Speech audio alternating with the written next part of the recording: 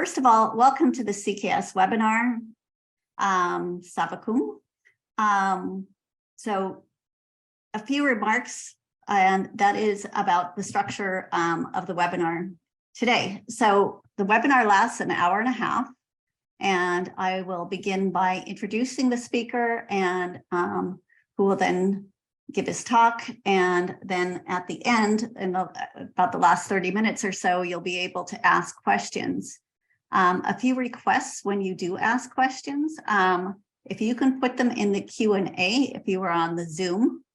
If you are on Facebook Live, on Facebook, you can put them in the chat and we'll do our best to answer them from there. Just so you all know, this event is being recorded, so keep that in mind. The recording will be available after the webinar tonight. It will be on our website, on our YouTube channel, and also it can be accessed through our library.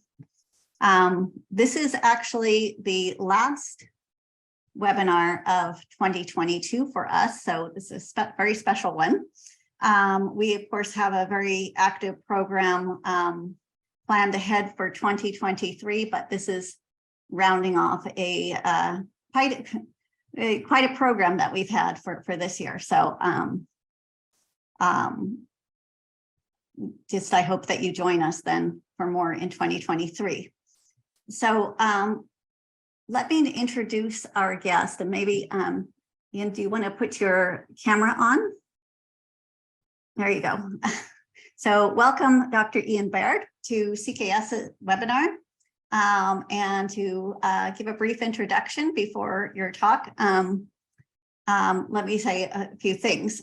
So Dr. Ian Baird is a professor of geography at the University of Wisconsin at Madison, and he is also one of our CKS Senior Research Fellows. His many interests include political geography, political ecology, the Mekong River Basin, hydropower dam development and fisheries, large-scale land concessions, indigeneity, and the histories of marginalized peoples. And these are just a few of his interests.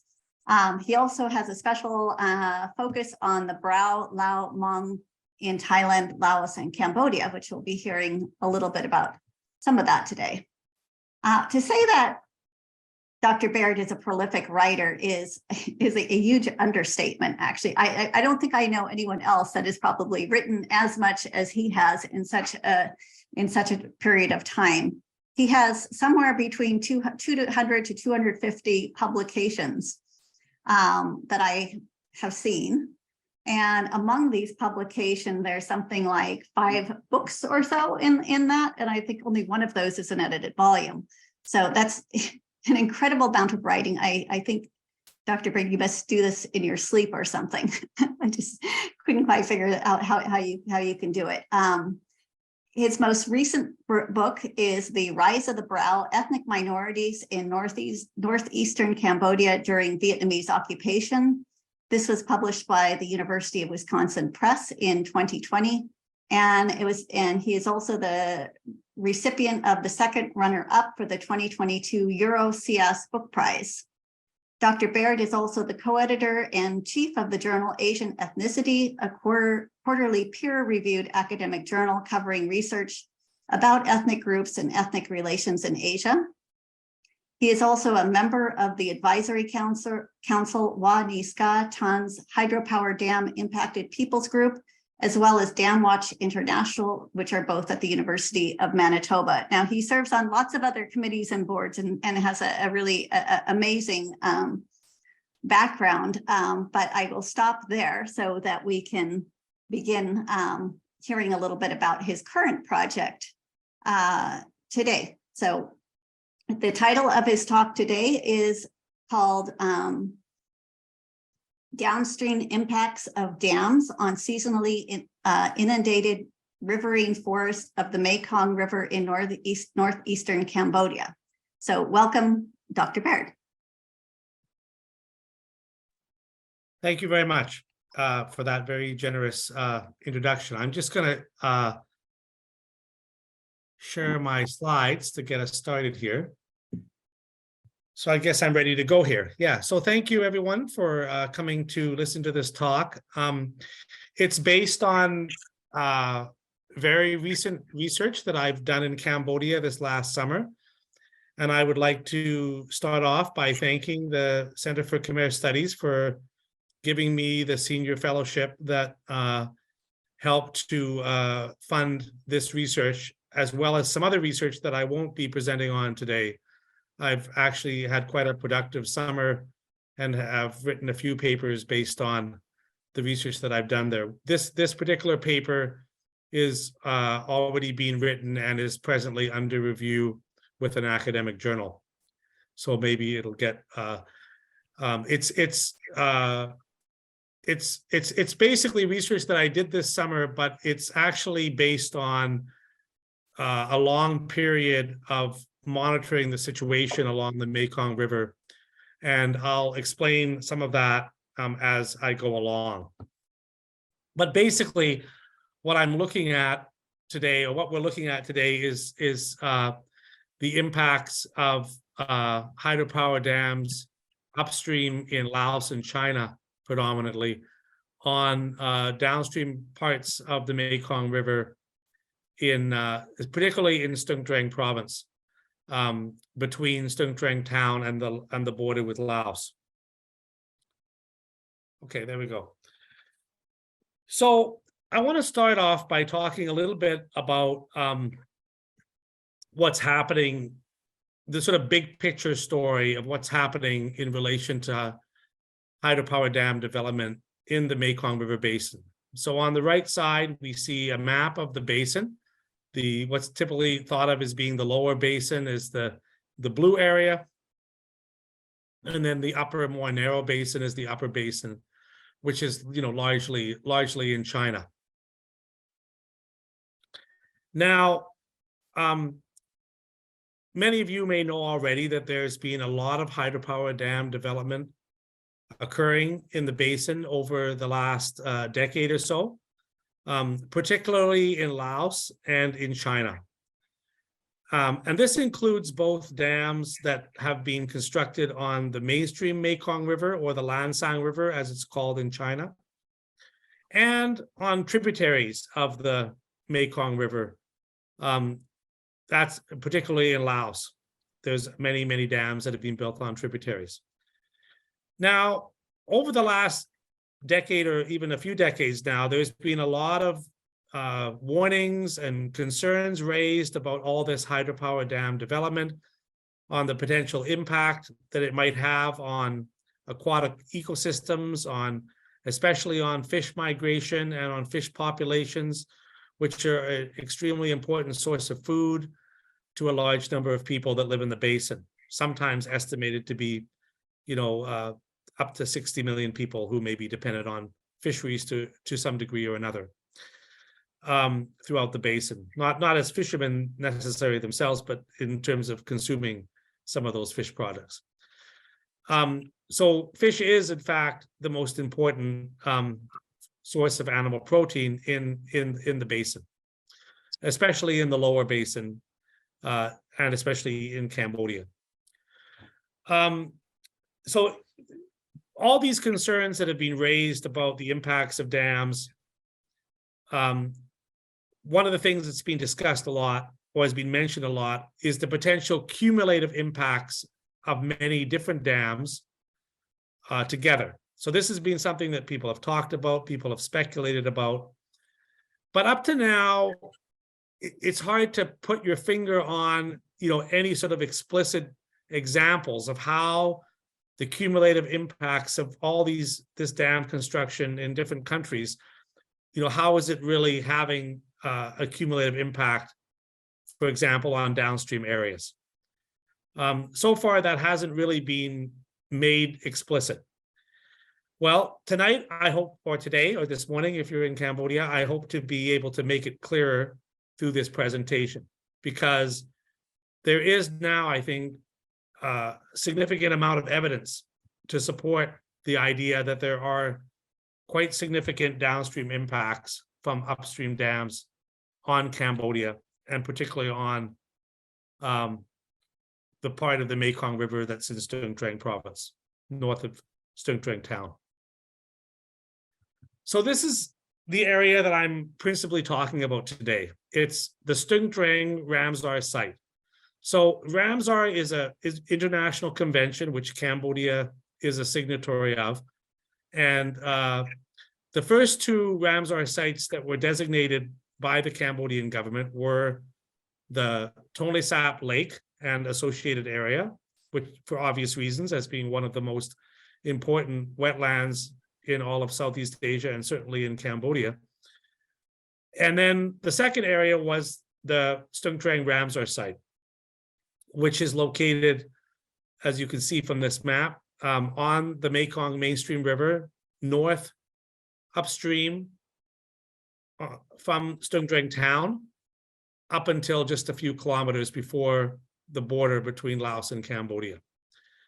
And this is a very, if you haven't been to this area, this really is a very special wetland, unlike any other wetland in the world. And that's why it was designated, because it's a world-class wetland of significant importance in terms of biodiversity, but also in terms of the broader Mekong system that so many people are dependent on. So this is the area that I'm going to be talking about, the impacts of upstream dams on this particular area. And I'll also explain a little bit why the impacts in this area are more than the impacts downstream from Stung Treng on the mainstream Mekong, where there's much less of an impact so far. So in this area, one of the special things are these two species of trees that are right adjacent to each other. These are species of riverine flooded forest trees that are especially adapted to the Mekong River and are only found in large quantities in this part of the Mekong River. They're not found around the Tonle Sap. They're not found upstream in Laos or in other tributaries. They're mainly found just in this area. They're both especially adapted, and they're quite tall, both of them getting up to about 25 meters in height, which is much higher than most of the wetland species that we see in mainland Southeast Asia. And these trees are specially adapted so that in the rainy season, historically, when water levels were high, they would do what other trees weren't doing. So other trees tend to have most of their growth during the rainy season, where there's a lot of rain and there's suitable conditions for growth. But these species, because they're in the river, they actually lose their leaves and stop growing for the most part during the wet season. So it's the exact opposite of terrestrial trees. And then in the dry season, when the water levels are down, then their leaves come out, and that's when they do most of their growing. So they're especially adapted. And but they need a dry season period. So they usually their roots, which they're rooted onto rocks at the bottom of the Mekong River, their roots are attached to these large rocky areas at the bottom of the Mekong of this part of the river. That's why they can survive here, because there's a lot of rocks in this area. And so they can get their roots in there and they can hold themselves up this way. But there's usually some part of the year in the height of the dry season, usually February, March, April, when water levels in the Mekong would go down below the roots, and the roots would be exposed to the air for a few months. And then after that, when the Mekong River would go up again, then it would cover over these roots, and the tree would survive fine for most of the year. But it always needed that few months period out of the water as part of its life cycle. Okay, so this is the habitat we're talking about, and you can see here there's some different species mixed in together. It's not only these two species. There are also other species that are attached to this, and they're all often, they're also situated in a sort of mosaic of islands that are some of them more permanent, some of them temporary, some of them are only seasonal. And so and there's a lot of different flow patterns in this area. It's a very complex hydrological situation. So, for example, we have these are figs, strangler figs, which are actually not a flooded forest species directly, but they typically attach themselves to these two principal flooded forest species that I just mentioned to you. They create sort of some iconic scenery. So, for example, like this. So this is one of those strangler figs. They attach themselves to these flooded forest species, and these strangler figs are will eventually kill the host tree, but it'll take a long time. And in the meantime, these strangler figs have a lot of fruits that are very important for a lot of different bird species, but also they fall in the water and fish eat them. And so they also are an important part of the ecosystem as well. And so they're a kind of well-known part of this flooded forest ecosystem. There's some other species like this species that are found not in the middle of the river, like the two main species I've already been talking about, or the strangler figs, but are found often closer to the edges. But they also have their own fruits, and they have their own leaves. This particular species, some fishermen will even use the leaves of these trees to bait hooks to catch specific types of fish that are known to feed on the leaves of these trees when they go underwater, when the water levels come up. Here's another photo of a friend of mine who's unfortunately deceased now, but he used to use this hook, and this is a kind of they've used a kind of a fruit to make a kind of a bobber. So you put on there one of the flooded forest fruits, and then you let the hook and the bobber drift with the currents. And there's a very specific type of catfish that eats only, they'll only catch one species on this particular type of fishing gear, but this species is one that will lay in wait for those the fruits from the certain flooded forest species that fall into the water, and they consume them. And the fishermen have figured that out and have been able to utilize that knowledge to be able to bait their hooks and catch fish with this. So I used to see this a lot in the upper end. I should make it clear that I lived in southern Laos on the border with Cambodia, so right about basically on the border of the Ramsar site, on the Laos side of the border, for 7 years between 1993 and 1999. And so I had a chance to really become intimately acquainted with all the different fishing methods and the ecologies of the fish species. And I did fish migration studies and other studies, both of a sort of biological nature, but also of a cultural and traditional knowledge nature as well when I was living there. And so a lot of what I'm talking about today is informed by those many years that I lived in that area. And, the people that live, in the Ramsar site and outside of this are heavily dependent on fishing. I should say right up front that whether you're on the Laos side of the border or the Cambodia side of the border, the people that live on both sides of the border are Lao speakers for the most part. They're first language Lao speakers. They have been, the ones on the Cambodian side have been living in Cambodia for generations. So they're all, citizens of Cambodia, and quite happy to be Cambodian citizens, but the language that they speak is primarily Lao.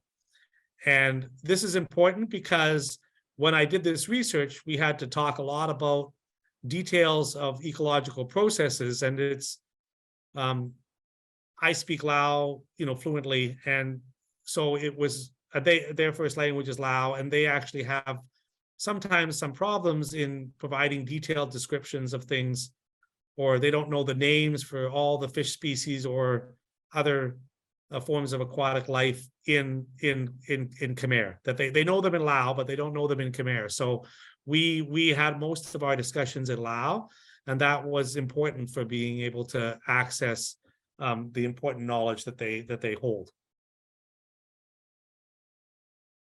And there, a lot of people who live along the river have, a huge amount of knowledge and experience catching fish using different types of nets and hooks and traps at different times of the year, all based on the way that the rhythm of the river that they have come to know over time. Here's an example from the Laos side of the border, just literally less than a kilometer from the Cambodian side on the Mekong, just to give you a sense of the type of traditional fishing methods that have been used in the past and are based on knowledge of fish migrations in certain times of the year, and have been very important for people's livelihoods. Of course, in this part of the world, as in much of Southeast Asia, if you ask people how many days a week do you eat fish, more than likely their response is going to be, I don't know how to answer that question because I eat fish not every day, I eat it every meal. And, fish is the most important source of food for people. And fishing as an activity also has important cultural value and is part of the livelihoods and cultural practices of people who live along the river. Now, actually, I'll just go back here. I want to tell you a little story here that takes us back a few years. So, as I mentioned, in the 1990s, I lived on the Laos side of the border, just above from the Ramsar site, literally on the border, right across the river from Cambodia. And the island that I lived on, which is Kon Island, I lived in Han Kon village, there was a sub-village that was on an adjacent island called Kon Yuak village. And when I lived there, in the dry season, when the water levels were down, I would typically walk across a very small channel in between the two islands, and the water would be not even up to my knees. And I could, easily walk back and forth between the two islands. And that was the normal way things have been. Now, after living there for some time, I've come back and visited frequently since then. But usually I've come in the rainy season because that's when I'm not teaching here in Wisconsin. But a few years ago when I was on sabbatical, actually, I guess it's about 6 years ago now, I was there in March. It was March 2017. And when I was there, I was visiting, and I told some of the villagers, I'm going to go over to the neighboring island to visit some other people that I know there. And so I'm just going to, walk along here and cross over. And they said to me, oh, no, you can't do that anymore. And I said, well, why can't I do that? I used to do that all the time. He said, no, now the water is much deeper than it used to be. Ever since you've been here over the last, at that time, what they said to me was over the last decade, the water has been higher in the dry season than it's ever been before. And no longer are we able to walk across between the two islands and the dry season. Instead, we've now constructed every year we construct a temporary bridge. You're using a large piece of bamboo and a little railing that's constructed to be able to cross over from one side of one island to the other. And so they suggested to me that if I wanted to go over there, I would need to go to that bridge to cross over, because if I tried to cross the way I used to cross, the water would be about up to my chest or maybe up to my neck. And I'd more than likely have to end up swimming. So that was a big surprise to me. That was a big change that I wasn't aware of. And they explained it to me, and I remembered what it was like before. And they were pretty clear. Yeah, 10 years, we haven't been able to do that. And I went and found the new bridge that they'd built and used that. And I've been back a few times since then, and they're still using that. Every year they build that bridge now. And that bridge was never there before when I was there. So that was the first hint that I got that something was changing dramatically. In fact, even before then, in the early 1990s, I had been told by fisheries experts, in particular, Dr. Tyson Roberts told me, he said, well, once they build the dams in China, the water levels in the Mekong will never be as low as they have been now in the dry season. And, he mentioned that to me, but I'd never really experienced it, or I didn't have any evidence to show that that had actually been what was happening. But it was at this point when I was talking to my friends at Han Kong Village that I realized that something was going on. And I saw it with my own eyes. So that was kind of what I was thinking when I came to Cambodia, this summer in June, or in May, actually. I had a few different projects in mind that I wanted to research on, and this was one of them. And it was sort of based on what I'd already learned a few years earlier, but I hadn't really had a chance to follow up and look into it in more detail. So then I showed up, and then I started to work with a friend of mine who'd come with me from the United Kingdom named Michael Thorne. And we started by looking at the Mekong River data for the last 100 years. So in Pangasiidae, which is the closest site for for a consistent data collection for the last 100 years, is in Pangasiidae in southern Laos. For looking at this area, because the next area down is south of Stung Treng town, and so that's quite a different situation there. So what you can see, these are little graphs looking at all 12 months of the year and the changes over the last 100 years.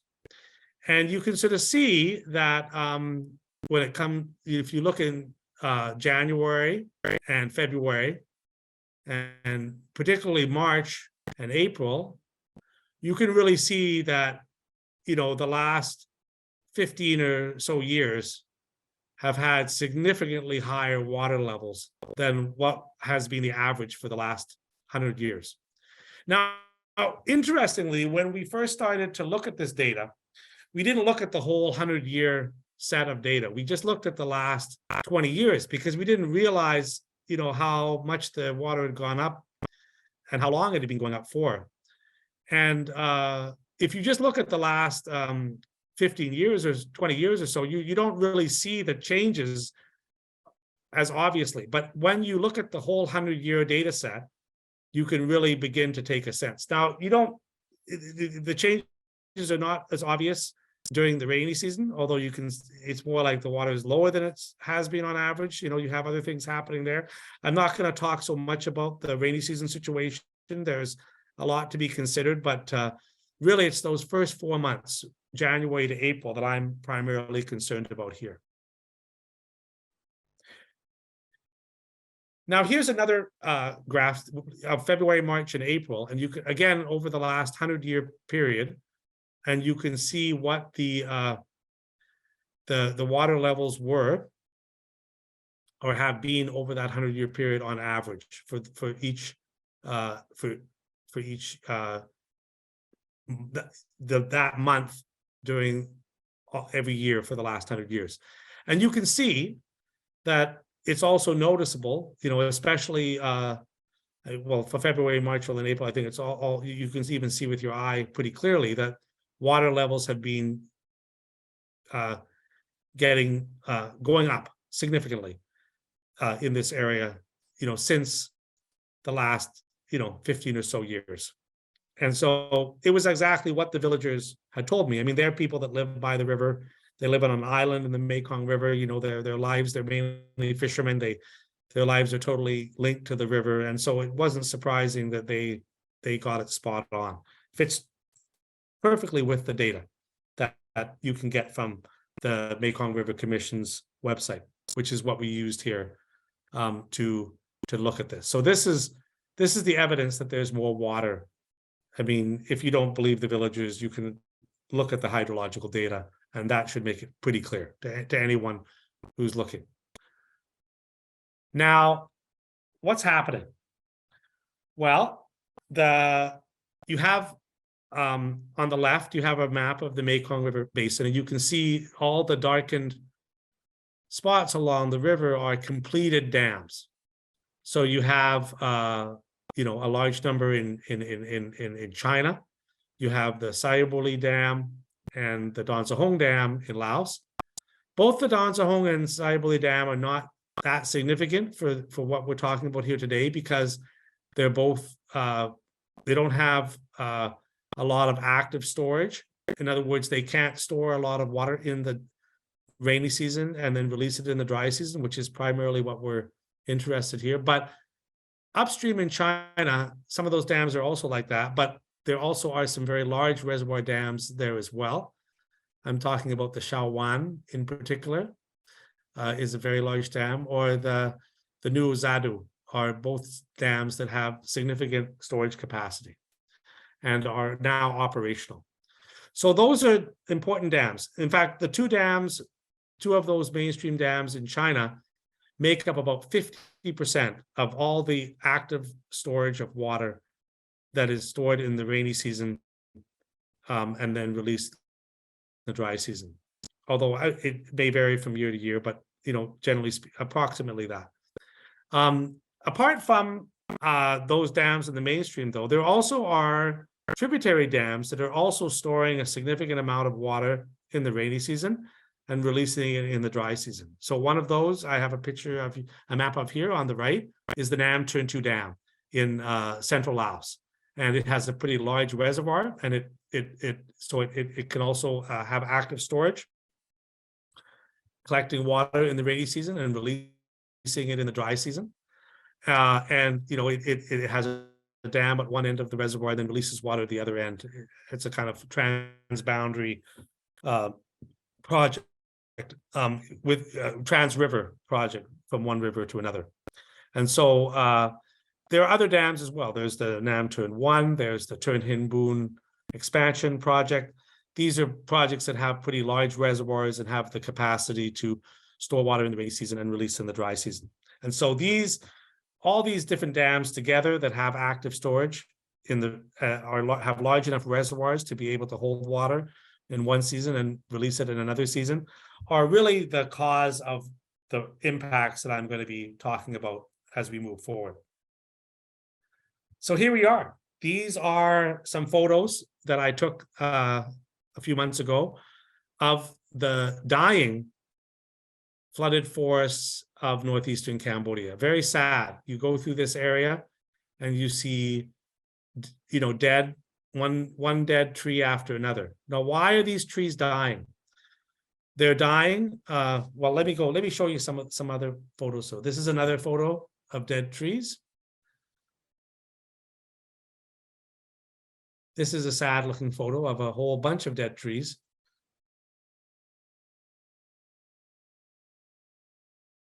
Here's some more. And here's another one. And I could show you many, many others as well. Here's a situation with some dead. You see the trees in the deeper water are dead, and some of the ones that are in the shallower water are still surviving. So what's happening here? Well, what's happening is that according to villagers, and this also links with the hydrological data that we have, the dry season water levels are much higher than they ever were historically. Sometimes as much as 1 to 1.5 meters higher.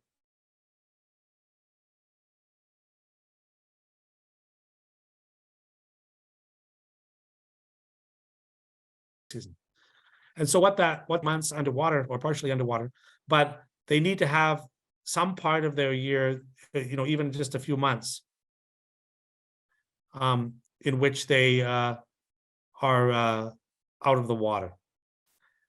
And this is not the case now because the water is not going down enough to allow that to happen. And so they are dying. Now, the trees that I've mainly been showing you so far are those two large iconic species that are the main species within this ecosystem. Already, according to villagers, about 50% of those trees have already died. Another 50% that are closer to the edges are maybe still surviving, or maybe they're partially dying, or they still might come back if things were to change. If you look at some of the smaller shrubs that are also adapted to the Mekong River, that are in the deepest part of the riverine system, historically, they claim that those species already between about 95% gone. They're all dead because they're underwater like all year round.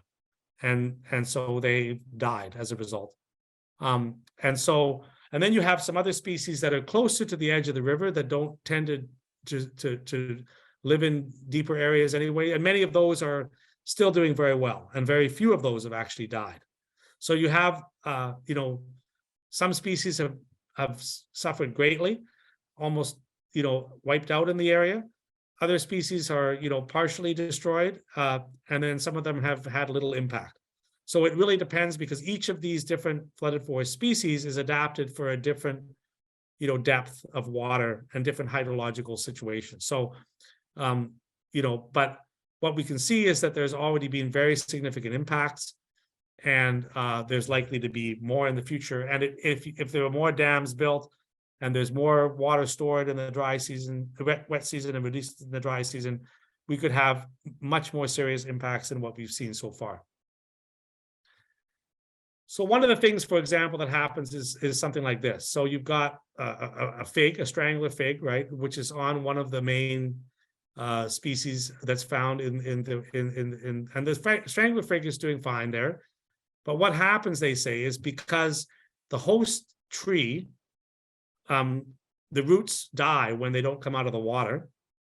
The strangler fig is a bit higher up because it's it's like attached to the main tree, so it won't die as a result of too high a water, but the other tree will. And so when that dies, that's kind of the roots of it. And then after some time, as you can see, the upper part of the tree is very heavy. It's big. It's a big tree, and it's got a lot of foliage and branches up there. It can get very heavy, and so when the water gets strong, and then the roots of the tree are no longer or dying, and even if the outside of the fig still looks healthy, you can end up with this sort of thing where then all of a sudden it just falls into the water, and this is one of those figs attached that has fallen into the water because of the weakened roots due to what's happening. The other thing that's happening is because the water levels are not going down like they used to, new flooded forest species, trees are not becoming established because they need to be out of the water for a little bit to get initially established. And then once they're established to some degree, then they can survive being underwater, but they can't get rooted without when they're underwater, with the flows. This is the Mekong River that's flowing constantly, right? This is not like the Tonle Sap, which is less flow. This is the Mekong, so the flow is more stronger, the current is stronger. The other big thing that's happened is as the flooded forest species have disappeared, so have sandbars that were created because often these trees there'd be little groves of these flooded forest trees that would keep the flow of the water from being too strong into an area, and that would allow sand to accumulate. And so the sandbars are linked to the trees. And once the trees are dying out, then the sandbars are getting washed away. And the sandbars are really important habitat for a whole bunch of species, bird species, but also shellfish and even large stingrays will eat the worms that are found at the edges of these sandbars. So sandbars, very significant habitat, and local people claim that about 50% of them are gone already as a result of the changes that have been caused. due to having too much water in the dry season. So, for example, the river tern nests in these sandbars, and this is a threatened species found in Cambodia. Here's another picture of the river tern. There are other sandbar nesting birds as well that are found there. This is a type of a freshwater mussel that is also found in these sandbars, and local people claim that the populations of this species is declining dramatically. This used to be an important source of food for local people. It still is if they can find them, but they can't find them as much as they used to be able to. I mean, what happened is we spent days, going along the river and visiting villages along the river and talking to fishermen, talking to local people, making our own observations as well, to try to understand what was happening. But it was really the knowledge that came from the local people who are living on the river, all year round, and have had a real chance to see what's going on. And it was amazing because we would go from village to village, and I would ask them, well, what percentage of these particular trees do you think have died up to now? And in village after village, we got very, very similar numbers. I mean, it was actually quite incredible how much of a consensus there was. And so this is not a surprise. All the local people in this area know what's going on very clearly. And they were very clearly able to explain to us, and they all had a similar understanding of what's happening, that the ecosystem's getting wiped out because there's too much water in the dry season. So these are some of the species that rely on flooded forest fruits and leaves. And I've done stomach content studies in the past. And so I've, found all kinds of these different leaves and fruits in the stomachs of these fish. So some of the catfishes, which are very important food for fish, and food for the fish become very important food for people. This is one of them. They're called drakean in Khmer. This is another one. These are Pangasiidae catfishes that are well known. I think many people in Cambodia would recognize these species. And these are all ones that eat significant, they rely on these flooded forest areas as an important part of their life cycle. Here's another one. One more. And you can see this one's a really important one. This is this species was just discovered to science in 1995. It gets up to 10 kilograms. And you can see the teeth on the edge of it. These teeth are not for biting people or biting other fish, but actually for biting on the roots of these flooded forest species, that they actually are adapted to take off the roots, and they build nests. This is a type of gourami.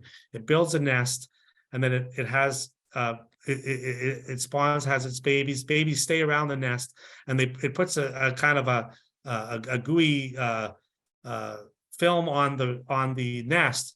And if you touch it with your hand or your leg or something, you'll get really itchy, because it's intended to keep predators away, to protect its babies. So it's adapted its whole mouth to be able to make these nests to protect its young. Now, this is one of the giant stingrays that are found in the Mekong River. You may have heard about the wonders of the Mekong. Had one of these, a couple of these earlier this year. So these species will often go to the sandbars and literally use their tails to break off parts of the sandbar, because when the sandbar breaks, then if there are earthworms in the sandbar, they'll fall into the water, and then it eats the earthworms. So the sandbars are important for them to get food. And just if you didn't already know, these stingrays have been reported to reach up to 500 kilograms. And so this is in fact the largest fish found in the Mekong River. A lot of people think it's the giant catfish, but it's actually the giant stingray. So this is another, these are also, all these species are ones that we have found in their stomachs significant amounts of flooded forest fruits or leaves. Or this one's an interesting species because if it's been eating a lot of flooded forest, its eyes will go red. And villagers know that when the eyes go red, you can't eat the fish because it might be poisonous, because it's eaten some fruits that are toxic to humans. Here's another one. These are all different species. They're all important fish food. I mean, fish that people eat, and they also sell them in the markets. Important source of income, and these are all reliant on these flooded forests, at least partially, for their life. Many of them are also migratory and move between the Saigon, Saisan rivers, and some of them go all the way down as far as the Tonle Sap and into Vietnam. Some of them also migrate up as far as Laos and Thailand. So here's a photo of a fellow that I met. He is a fisherman who lives up in this area in the dry season. He's a full-time fisherman. Him and his family move out onto one of the islands in the river during the dry season to catch fish. And he also, informed to me, he's somebody who's very acquainted with what's going on. And he could also see that, there's so many of the flood forests are dying now, and it's having a big impact on his income and his ability to catch fish and the Mekong ecosystem more generally. Here's his temporary house on one of the islands with his family. And this is a woman and her daughter who live right at the edge of the Ramsar site on the Mekong region. And they, were also expressing their dismay about how the Mekong is changing. Now, what's really important to understand here is there's been a lot of confusion, I think, about what we call drought in the Mekong. Drought, there has been atmospheric drought. I mean, there has been El Nino years in the last few years, which have resulted in significantly reduced rainfall. And that has had a big impact on farming and, resulted in some difficult years for rice farming. But surprisingly, or to many surprisingly, just because there has been less rain, that doesn't mean that there has been less water in the river. Now, in the past, that was the way it was. You had a lot of rain, you had a lot of water in the river. But nowadays, because of the manipulation of flows that's happening upstream, and because of the storage of water in large reservoirs in the wet season for releasing in the dry season to produce energy, because of all that, the situation has changed dramatically. And now we have, and there's actually been historically high levels of water in the dry season, even in so-called drought years in relation to rain. So there was some reduction of water in the Mekong River in the El Nino year in 2001, but it's important to understand that if you look at the historical levels over the last 100 years, there was a reduction of water in the river as compared to a few years earlier than that. But in relation to the 100-year average, it was actually, not below average at all. It was actually at the higher end of what would be the average then. And that's the low years in the El Nino years. In the other years, it's been much, much higher than what it normally has been historically. And that's why, local people are well aware that this is why all the flooded forests are dying.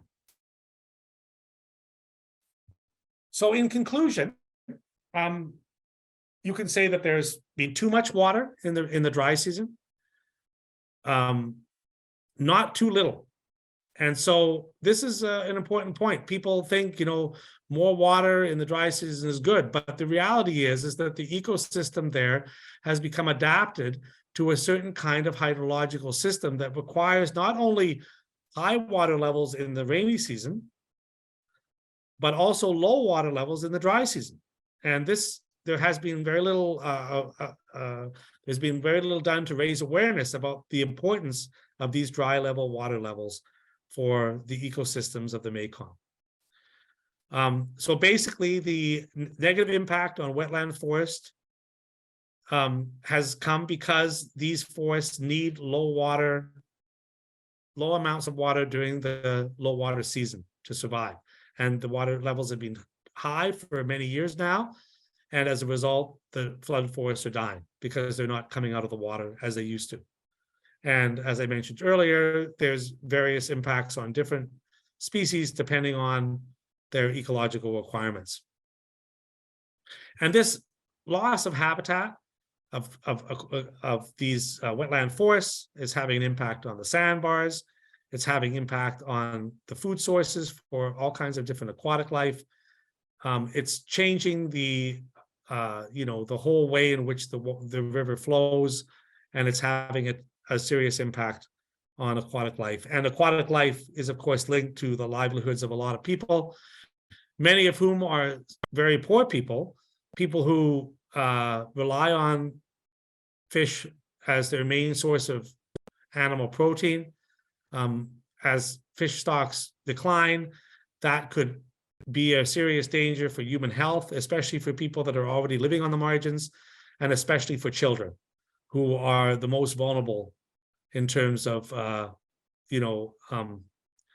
lack of animal protein. So, and there's no aquaculture fish to replace what's being lost. And so the impacts are both serious from a biodiversity perspective, but also from a human livelihoods perspective, and in relation to trying to think about human health and poverty alleviation. And we can say that this is one of the first and most obvious examples of cumulative impacts, downstream impacts from hydropower dams upriver. This is not the result of a single dam.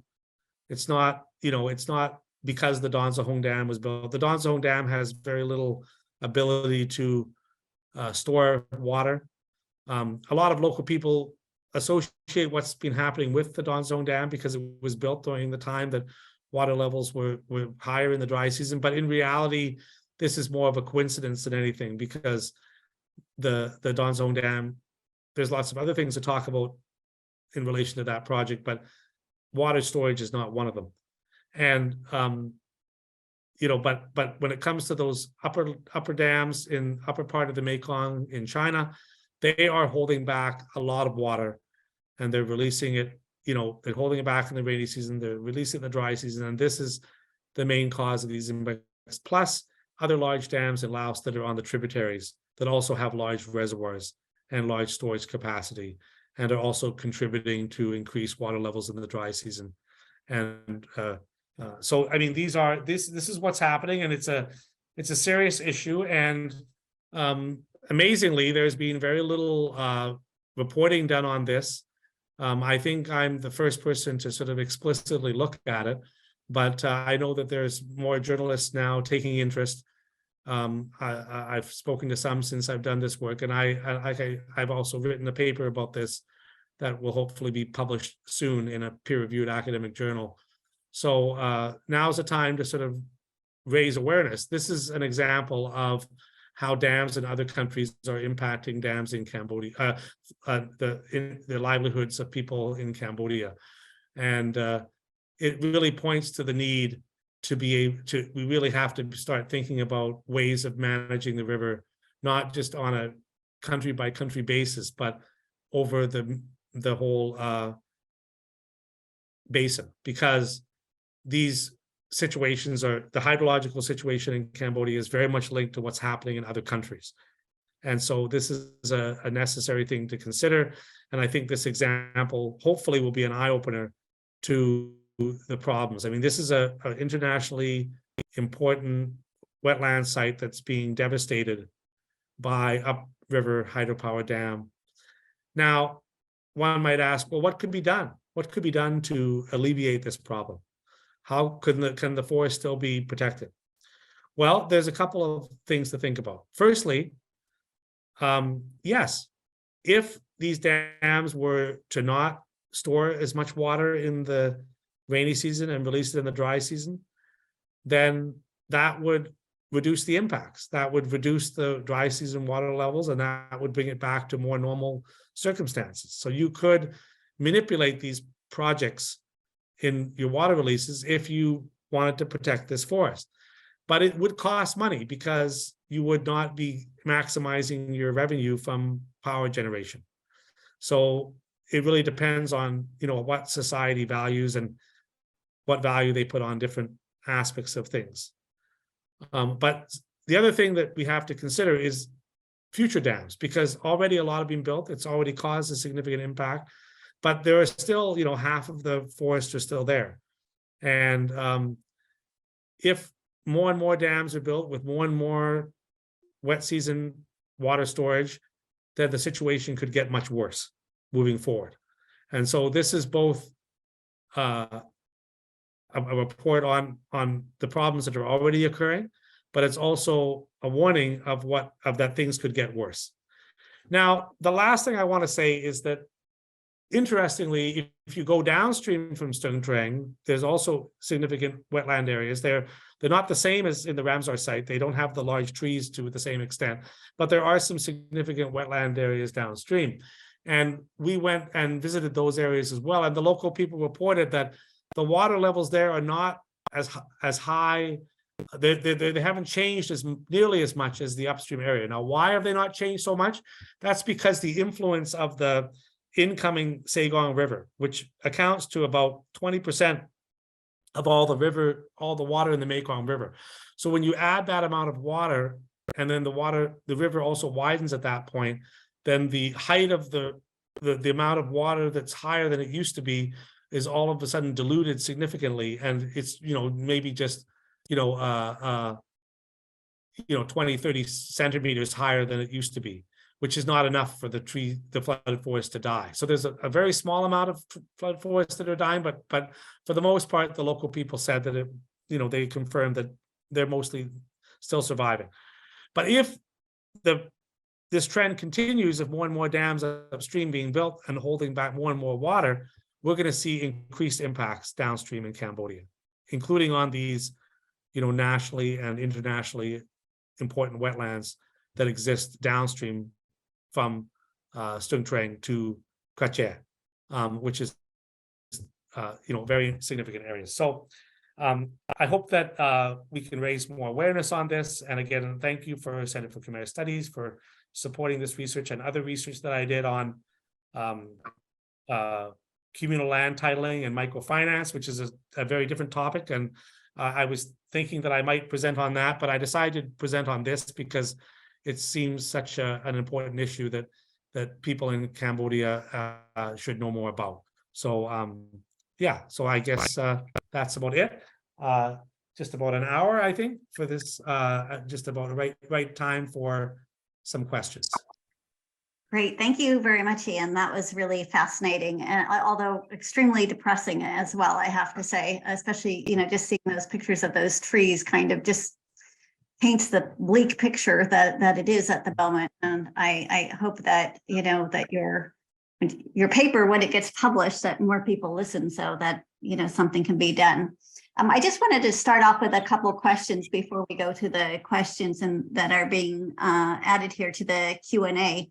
And so the first question I had in Lisa, you mentioned a number of times that you talk to the people living in these areas and the fishermen, and they've been noticing that the water's been increasing over time, and notice that the sandbars also have been decreasing and the trees are dying and there's less fish. But I was wondering, you didn't really explicitly mention what they attributed that to.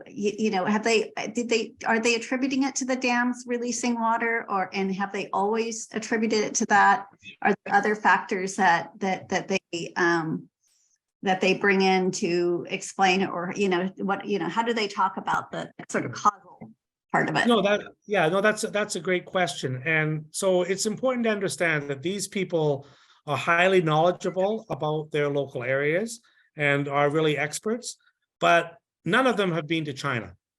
And none of them have seen the dams in China. They haven't seen pictures of the dams in China. They don't know how big they are. They don't understand how much water they're holding back. You know, they haven't experienced that. So they don't tend to understand. What they know is the water is so much higher in the dry season, but they don't necessarily know why. But some of the people did associate this to dams, but they often associate it to the Don Sahong Dam, because from the Cambodian side of the border, you can see the Don Sahong Dam right on the border. Like, it's literally on the border, and you can see it from Cambodia. And there's been a lot of activity associated with the construction of it over the last number of years. And so they noticed that as something different, right? That's the dam that everybody knows. They've all seen it, and they know it's there, and they're concerned about its impacts. And many of them associate this change in water levels with that dam. But as I mentioned, I don't believe that it's actually that dam that's causing it, because that dam doesn't have active storage. They can't store water in the dry season, wet season, and release in the water. They don't have it's a run of the river project. They don't have a large reservoir, so they can't do that. It's just physically impossible. But it's understandable that local people would think that, because that's what they see. And most of the, but what we know from, they haven't been looking at the 100 years of hydrological data from Pangasiidae. They haven't been going over that data. When you look at that data and you look at where all the dams are built on the Mekong River Basin and how many of them have active storage, then that's the real story of what's happening. So local people they do suspect that it's due to dams, but they don't often know what dams. And if anything, they sometimes think it has to do with the Don Sahong Dam, because that's the dam that they've seen. Do any of them think it has anything to do with climate change, or are there any other kinds of sort of more spiritual types of explanations for what's happening? Nobody thinks it's due to climate change. I didn't hear that. I mean, even if it was due partially to climate change, the type of, to have over a meter and a half more water in the dry season, I mean, we're looking at like 10,000 years of climate change, and we won't even be there. The types of changes that dams are causing is so much more for the Mekong than climate change will be. Now, in the Mekong Delta, with sea level rise, that's a different story. But in this area, the dams are having way more impact than climate change ever would. So nobody thought it was climate change. Nobody believed it was. But most of them thought it was dams. Some of them thought it might be upstream. They didn't know what dams, but they thought it might be upstream dams. They couldn't, I mean, there's no other explanation for why there'd be so much more water. I mean, it's so much more. And I have seen other cases, like in the case of the Yali Falls Dam years ago that was built in Vietnam and having impacts downstream in Cambodia. People at that time did think that it was spirits. So I did meet people in relation to that project that were claiming that they were actually like doing offerings and stuff, and they didn't know, they didn't ever hear about dams before that. So they didn't even know to think about dams. But nowadays, because of the Lower Say San 2 Dam controversy, and because of generally more information being around there about dams, people mostly thought it was due to dams, but they didn't often know what dams. Okay, great. Thank you. That's really interesting. Let me ask you a question that came in here during your talk, which basically the person wants to know. This is Hung wanted to ask, what are the names, common or scientific, of the key species of trees that you discussed? Yeah. I mean, I have those names. I have the Latin names. I'd be happy to provide them if you want to send me. You can send me an email, and if you want those names of those species, I'm happy to provide them, and they're all in the paper. But I can't pronounce them properly. They're long Latin names that are, I've never heard them actually spoken. I don't, I don't know any Latin speakers who could, enlighten me on their pronunciation. So I'm a bit reticent to actually try to pronounce them because I'm sure I'll butcher them. But I know their names in Lao. They call them Gok Lang Sang and Gok Piman in Lao. Those are the Lao names for them. But I also do have their Latin names, but they're so I can provide those, but I can't pronounce them properly. Okay, great. Maybe we can put your Yeah, email. I can. I'm happy to provide maybe I could put my email address in the chat.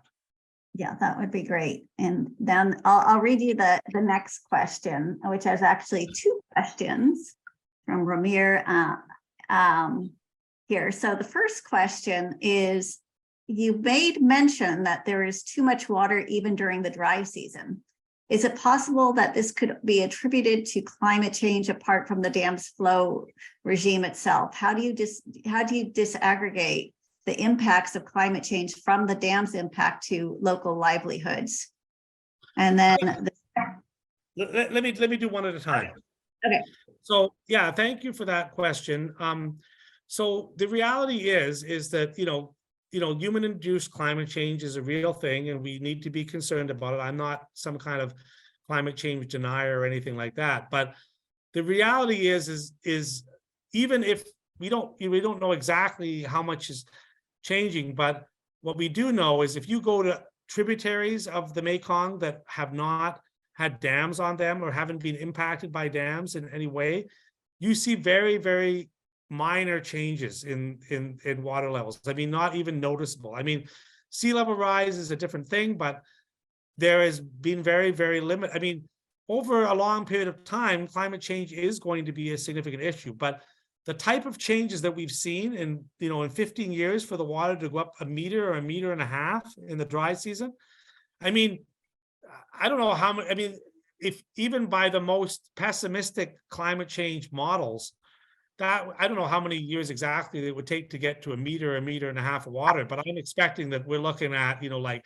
many thousands of years, maybe 10,000s or hundreds of thousands of years. I mean, climate change is a very small issue compared to what these dams are causing. I mean, and that's not to say climate change isn't a small issue globally. It's not. It's a huge issue. But when it comes to this particular situation, these dams have manipulated the water so much that climate change is like a drop in the bucket. So that's the reason. And if you look at other rivers in the region, or you look at even within the Mekong Basin, like I said, ones that aren't affected by dams upstream, you don't see these types of changes, not even close, not even noticeable. So that's the reason why we're pretty confident. And also the hydrological data that I showed you from Pangasiidae makes it pretty clear that there's a lot more water. And that's there's no way that amount of water could come from climate change. Okay, great. So the next question then is, what livelihood adaptation strategies do local folks in the area that you've observed, if any, what are their livelihood adaptations in response to the changing hydrological regime? Yeah, that's another good question. It's a difficult situation because how do you adapt to a lot less habitat and species and biomass? I mean, to be honest, a lot of people have just reduced their fishing effort. There's less people fishing now, and there's been a lot of the forest that used to be along the Mekong up in this area on both sides of the Mekong has been cleared for growing cassava. And this is partially due to the fact that cassava has had a pretty high market price recently, but it also has to do with the fact that when people can't make their livings from the Mekong, they're going to turn to farming or cash cropping, and cassava is the cash crop that has a good price right now. And so people have been clearing a lot of forests to make way for cassava. So these are kind of the secondary impacts on the Mekong, is that you're also having indirect impacts on the forests because people are cutting down because they're less able to make their living on the river. Okay, great. Thank you. So we have a couple more questions here coming in. This is from Api Chai. To attribute increases in flow to Pangasiidae to dams thousands of kilometers upstream in China. To attribute increases in flow in Pangasiidae to dams thousands of kilometers upstream in China would be questionable simply because water levels in the Mekong in the stretch from Nong Khai, Vientiane downstream has been rather low than higher. So could the increase come instead from tributaries in Laos or Thailand instead? Actually, thank you, Apichai, for that question. But there's a paper that came out recently from the Nong Khai area, and the river water bird, the sandbar birds that are found there have been getting wiped out because of higher than normal dry season water levels as well. So it's not true that water levels around Nong Khai have been lower than normal. That's a myth. If you actually look at the data, and there's also, like I said, there's academic papers that have been come out just this last year studying the sandbar river birds there, and has been finding the same thing that we've been finding. So this is not a somehow unusual situation. And you know, with that much extra water, if it's not coming from dams, where would it be coming from? I mean, there's no other plausible explanation. Okay, thank you. So the next question asks, you mentioned that enough research you mentioned that enough research has not been done in this area, but what are the roles of CSOs, NGOs, academics, or activists, and why has it been ignored? Yeah, no, that's a great question, and it's an important one. It appears that to some degree there's been this kind of myth of Mekong drought, and like I said, the drought, you know, a lot of people, I've met a lot of people that have even said, oh, I think the Mekong River is drying up, or it's, you know, going to disappear or something like that, and it's just not true. And this is being perpetuated by the media. It's being perpetuated by even academics, and this seems to be out there. And so if you talk to local people that live by the river, nobody thinks that there's less water in the dry season. I mean, they all know very clearly. You can talk to women, you can talk to men, you can talk to anybody who's who remembers what it was like 15 years ago. They all know. But for people who don't live on the river, there seems to be this predominance of understanding that, you know, even as if Apichai said, he's thinking that the water levels in Nong Khai are lower than they used to be. It's just not true. The hydrological data does not support that. So there's a lot of people that believe that, and I think that's resulted in people not studying this phenomenon because they don't really understand that it's happening. And it doesn't appear that they've been talking to local people very much because they all know. You know, and so I'm not sure why there hasn't been more research on this. There really should be. It's such an important issue. You know, I mean, Eyes of the Mekong and Stimson Center have been doing great work with you know, generally trying to monitor the state of how these different dams are operating, which has really given us more insight into the way things are going. So what they're doing is really important, but I think there's more research needed. We need more evidence because, like I said, this is even to people, you know, this is what I'm presenting here is a little bit surprising to people. People haven't heard this before because it hasn't been presented by other people in the past. And so you know, even people like Apichai, a little bit, maybe a bit skeptical, but, you know, like I said, I'm very confident, and the data we have and the reports from local people and the observations and my own personal comparisons from the early 1990s up to now, you know, all these things, you know, come together, and even the papers from upriver, and, you know, so there needs to be more research. So just a reminder to our audience, please feel free to ask questions through the Q&A. And if you're on Facebook, you can put it in the chat.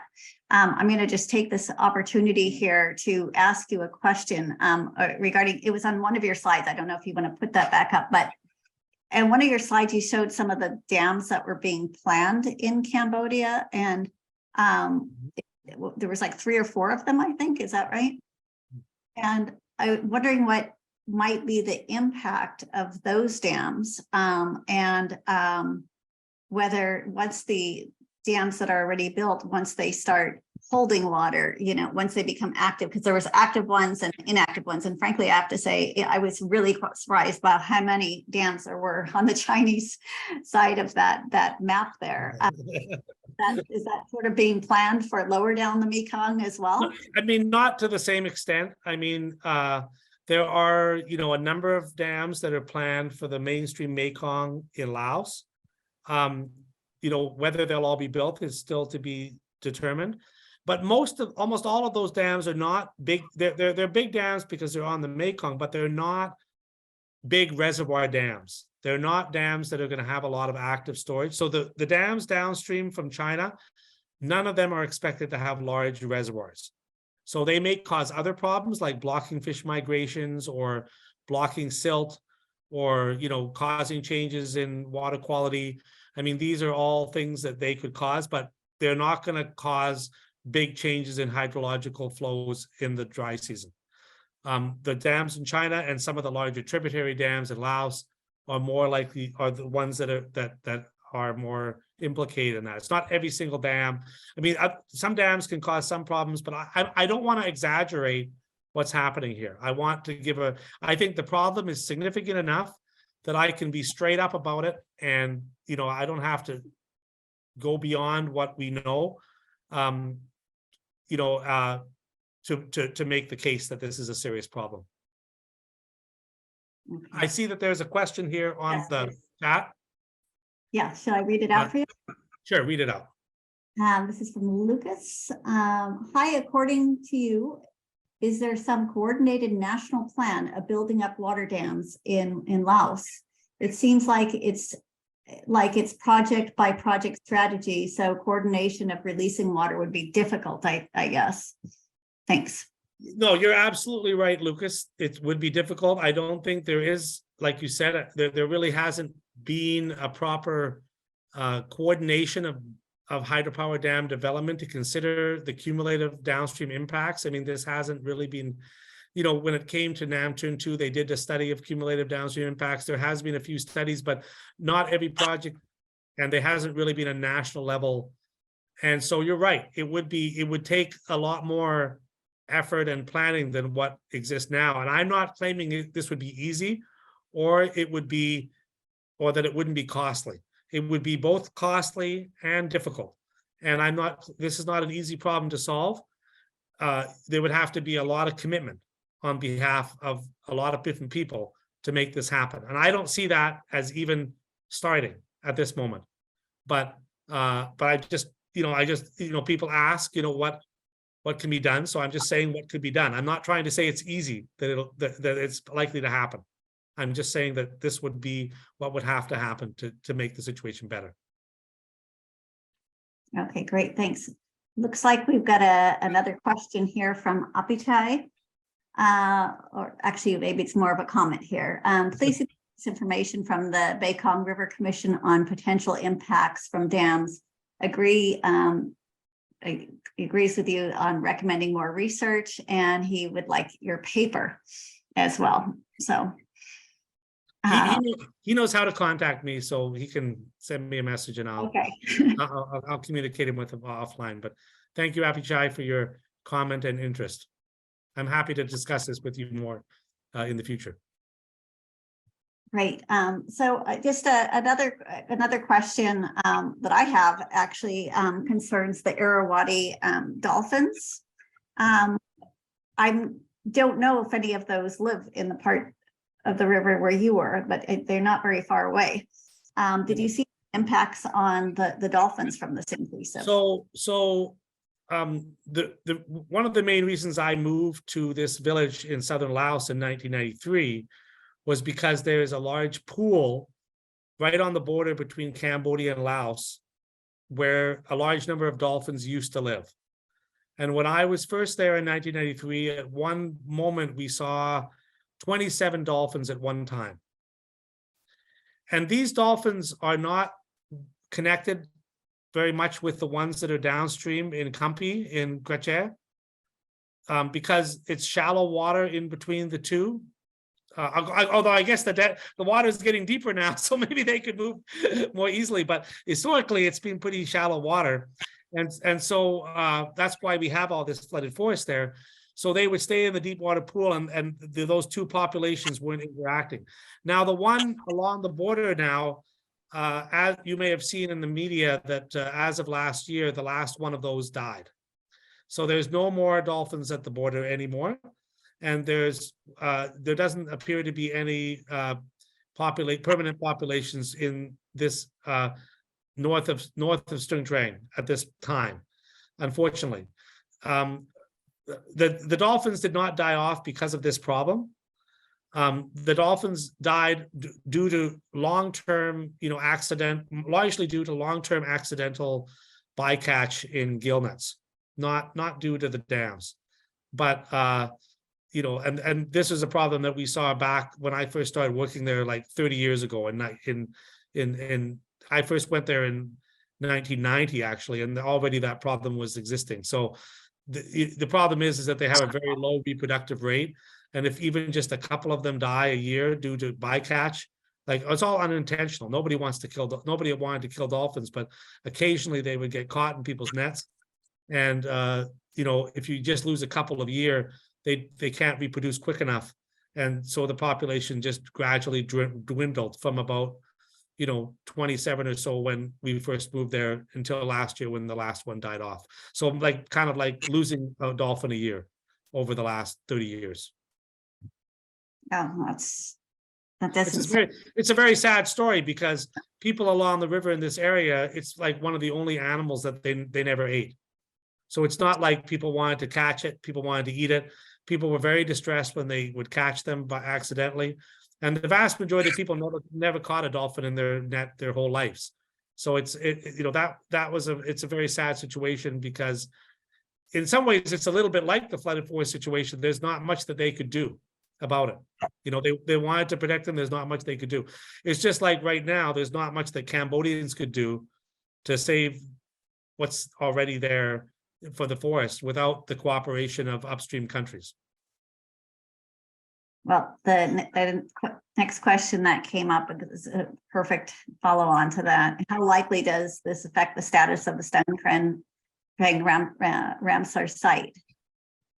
Yeah, good question. I have not heard. Right now, there's managers up there. There are IUCN is supporting people as well, and the Ministry of Environment has people that are based there full time to manage the Ramsar site. I've not heard any suggestions that the Ramsar site might somehow be dissolved, or but I'm not sure what the long-term prognosis is. But right now, I've not heard anything officially from the Cambodian government about what they're planning to do about that. And I haven't heard, I think what's really surprising is I haven't heard the Cambodian government should be alerting the Mekong River Commission and the upstream countries to these problems that they're having, to ask those countries to consider how best to release water to reduce impacts in Cambodia. This is in the interest of the country, and they should be asking, but so far it hasn't happened. So I'm not sure why, but there's lots of possible reasons that you might be able to guess yourself. But I don't want to speculate too much on, political aspects that I don't have full information about. Right. Well, we've got about 5 minutes left. If there's any last really quick questions, I just have one lingering question, and then that's it. That'll be it for me.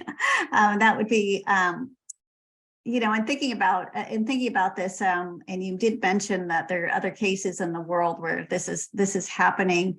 Are you looking fairly closely at some of those cases as comparisons between other sites somewhere else? So I kind of knew this was happening a few years ago, but it wasn't until this summer that I really had a chance to look at it in detail. Now that I have done that and I've looked at the hydrological data and I've seen the evidence, and it looks pretty strong. And I'm thinking that I myself will try to develop some more research moving forward.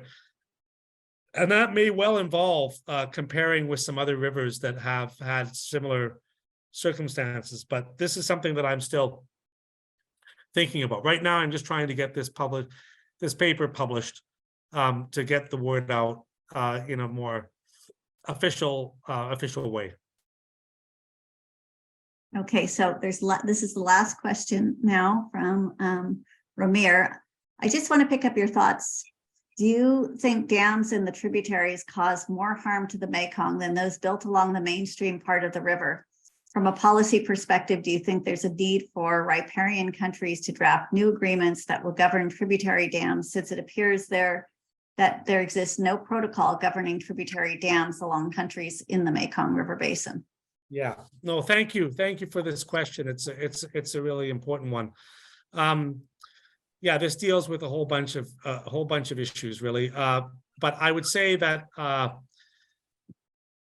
right now, I mean, just to give a little bit of a background, when the Mekong Agreement was signed in 1995 between the lower basin countries, they kind of took out all the veto powers that used to exist under the former Mekong River Committee from the 1960s. They removed those. So previously, if one country did a project that had a negative impact on another project, that country could veto that project. But under the new agreement, at that time, Thailand in particular did not want that to happen. And they said they would not enter into the agreement unless that was removed. So that's why there's no veto power existing in the Mekong anymore. And you're right that for the mainstream dams, there's supposed to be a 6 months consultation process. But even after that, one country cannot tell another country not to build a dam. Even they can just consult about it, but they can't ultimately veto any projects. For the tributary dams, it's even worse. For tributaries, all that you have to do if you have a transboundary project, a project that's going to impact on another country, is to send them a letter and inform them that you've built the dam.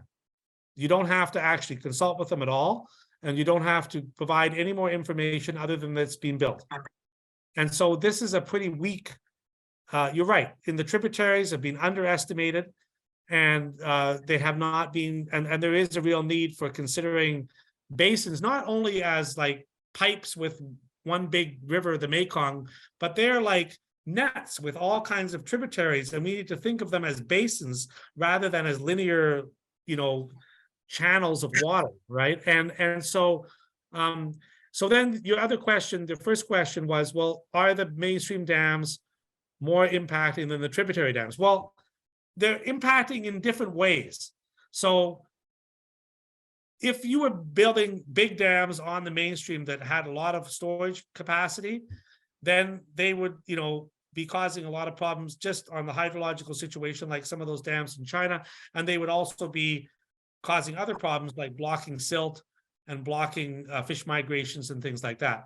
What we have instead is we have these run-of-the-river dams, and they're not causing the same kind of problems in terms of water retention in the rainy season, but they're still like blocking migrations, and they're still blocking silt. I mean, when they shut the Sayabuli Dam a couple of years ago, the water turned green all of a sudden because of the change in siltation downstream from the dam. So those mainstream dams are very serious in terms of the problems they cause, but they just cause somewhat different problems. The tributary dams, the ones that have large reservoirs and are holding back a lot of water, they have more impact on the hydrological situation, but they may have less impact when it comes to things like blocking fish migrations. So it's a complex situation, and I wouldn't say that one is worth the other. It depends on what you're talking about, right? if you're talking about like fish migration, blocking fish migration, yeah, the mainstream dams are more important. If you're talking about water retention in the wet season, then the tributary dams are probably more important, with the exception of the dams in China, which are on the mainstream. So it really depends on the situation. It's a complex situation, but thank you for that, for giving me the opportunity to clarify that. Great, thank you. So we need to wrap up. It does mention that looks like there's a request that this be translated into Lao and Khmer. So at some point after you write your paper. And thank you very much. It's been a fascinating discussion, and it was a fascinating talk, and we look forward to seeing the publication. So thank you to everyone for joining us this evening. And I guess with no webinars for the rest of 22, we'll see you in 2023. Okay, thank you. Akucharan.